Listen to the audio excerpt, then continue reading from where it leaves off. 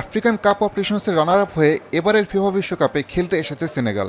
সমর্থকদের প্রত্যাশা ছিল শক্তিশালী স্কোয়াড নিয়ে নিজেদের ইতিহাসের সেরা সাফল্য পাবে তেরাঙ্গারা।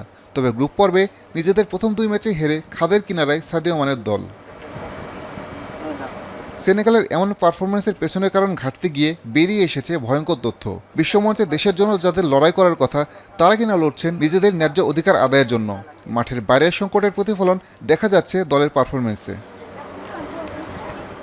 আফগানের সাফল্য ও বিশ্বকাপে জায়গা নিশ্চিতের পর খেলোয়াড়দের প্রতিশ্রুত বোনাস এখনও পরিশোধ করেনি সেনেগাল ফুটবল ফেডারেশন। দলের বর্তমান কোচ পাফেথিয়াও বিগত কয়েক মাস ধরেই বেতন পাচ্ছেন না, এমনকি বর্তমানে বিনা চুক্তিতে দায়িত্ব পালন করছেন তিনি।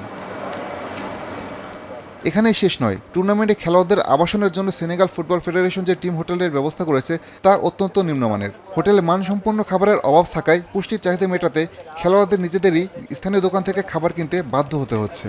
আমি ভরসা রাখি হিরন স্মার্ট ওয়াটার পিউরিফায়ারে।